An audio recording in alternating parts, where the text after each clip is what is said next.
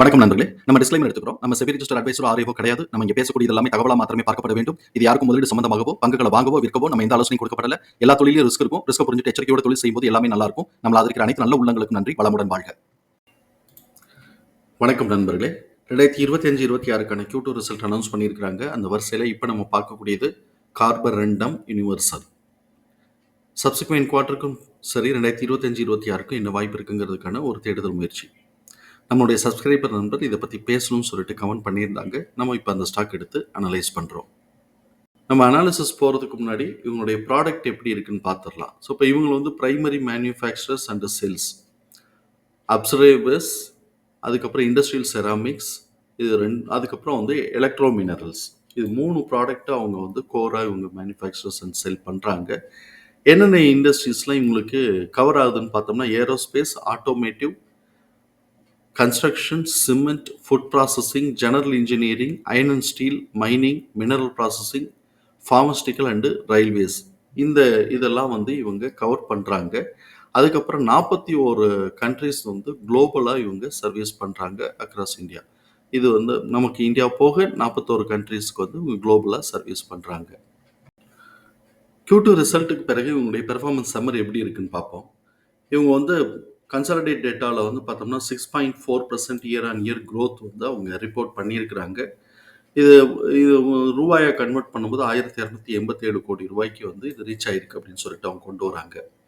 தென் segmental பெர்ஃபார்மன்சஸில் வந்து இவங்களுடைய ceramic and அப்ரேசிவ்ஸ் segment வந்து நல்லா ஸ்ட்ராங் க்ரோத்தில் இருக்குது அப்படிங்கிறதாகவும், அதில் செராமிக்ஸுக்கு வந்து 7.8%ஆகவும், அப்ரைசிவ்ஸில் வந்து 7.4%ஆகவும் க்ரோத் வந்திருக்கு. எலக்ட்ரோ மினரல் செக்மெண்ட்டில் வந்து ரிலேட்டிவ் இப்போ வந்து ஃப்ளாட்டாக தான் இருக்குது. இன்னும் கொஞ்சம் அவங்க மேலே வரணும் அப்படிங்கிறது அவங்களுடைய இதில் இருக்குது, சம்மரியில் கொடுத்துருக்குறாங்க.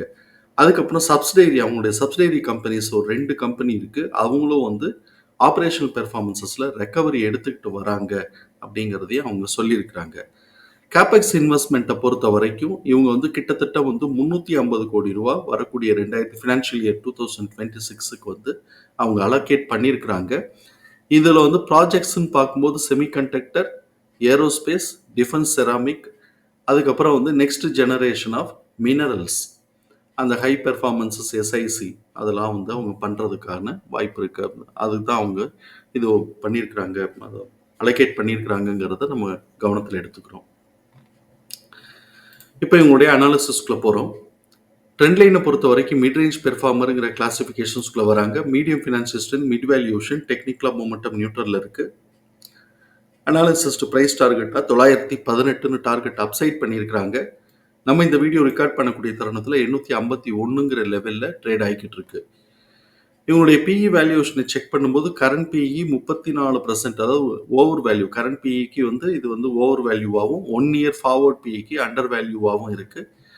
ஃபண்டமெண்டல் கீ மெட்ரிக்ஸில் high level of liquidity position maintain பண்ணுறாங்க. Moderately high rate of return எடுக்கிறாங்க. டெப்ட் டு ஈக்விட்டி 0.03 தான் இருக்குது. ஸோ இது வித்தின் த தியரிட்டிக்கல் லிமிட் தான். பிஇ அண்ட் பிபிஐ பொறுத்த வரைக்கும், நம்மளை பொறுத்த வரைக்கும் இது எக்ஸ்பென்சிவ் வேல்யூஷனுக்கு டேர்ன் ஆயிருக்கு. ஸோ எப்போல்லாம் இவங்களுக்கு இபிஎஸ் உடைய டிடிஎம் லெவல் ஸ்டாக்னேட் ஆகுதோ, டிக்ரீஸ் ஆகுதோ, அது ட்ரெண்டுக்குள்ளே வரணும். அப்படி வரும்போது இது வந்து பார்த்தோம் அப்படின்னு சொன்னால் கொஞ்சம் பெரிய லெவலில் அட்ஜஸ்ட் ஆகிறதுக்கான வாய்ப்பு இருக்குங்கிறத கவனத்தில் எடுத்துக்கிறோம். பீட்டா ஸ்கோர் 0.99 அப்படிங்கிறதுனால ஆவரேஜ் நார்மல் வாலட்டாலிட்டிங்கிறதையும் கவனத்தில் எடுத்துக்கிறோம். ட்ரெண்ட் லைனில் பார்ட்டிசிபேட் பண்ணக்கூடிய அனாலிசிஸ்டுடைய ஃபோர்காஸ்ட் எப்படி இருக்குன்னு பார்க்கலாம். ரெவென்யூ ஃபோர்காஸ்ட் ஆனுவலைஸ்டாக பார்க்கும்போது கிட்டத்தட்ட இவங்களுக்கு வந்து ஒரு 9% க்ரோத்துக்கான ஆப்பர்ச்சுனிட்டி இருக்குன்னு எதிர்பார்க்குறாங்க.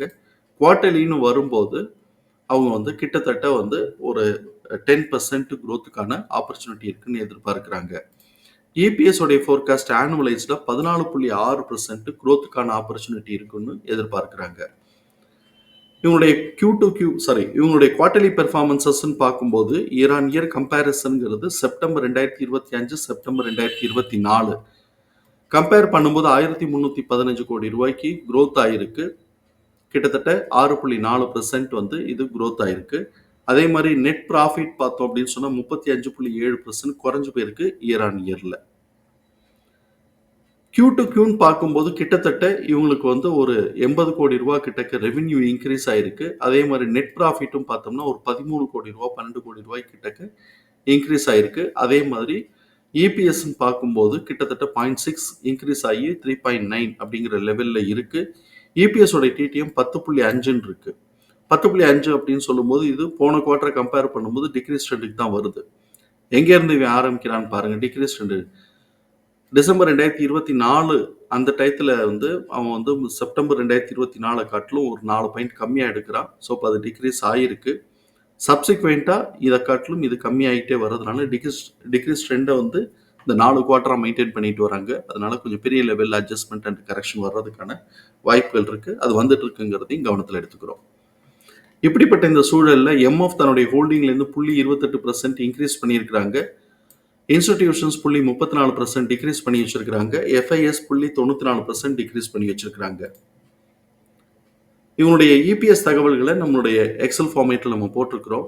நம்ம இங்கே கவனிக்கக்கூடியது இவங்களுடைய book value 175, fair price 203, current price 856, fair price current பிரைஸோட ரேஷியோ 4.21ன்னு வருது. இது நம்மளை பொறுத்த வரைக்கும் எக்ஸ்பென்சிவ் வேல்யூஷன் தான். Already PE and PB expensive valuation பார்த்தோம். இப்போ இதுவும் எக்ஸ்பென்சிவ் வேல்யூஷனாக இருக்குது. அதனால கரெக்ஷன் வந்து இது அட்ஜஸ்ட் பெர்ஃபார்மன்ஸஸ் புவராக வருதுன்னாக்க கரெக்ஷன் கொஞ்சம் பெரிய லெவலில் அட்ஜஸ்ட் பண்ண வாய்ப்பு இருக்கும். இப்போ கரெக்ஷனில் தான் போய்கிட்டு இருக்கிறான். இப்போ நம்ம அடுத்த குவார்ட்டரோடைய ஆக்சுவல் ரிசல்ட் வர்ற வரைக்கும் இவங்களுடைய பிஹேவியர் எப்படி இருக்கலாம் அப்படின்னு சொல்லிட்டு நம்ம பார்க்குறோம். அதுக்கு கரண்ட் இபிஎஸ் உடைய டிடிஎம் அனலைஸ் பண்ணுறோம். கரண்ட் இபிஎஸ் உடைய டிடிஎம் 10.50, அது ஆவரேஜ் பண்ணும்போது 2.36ன்னு வருது. இதான் நெக்ஸ்ட் குவார்ட்டருக்கான ஆவரேஜ் எஸ்டிமேட்டட் இபிஎஸ்.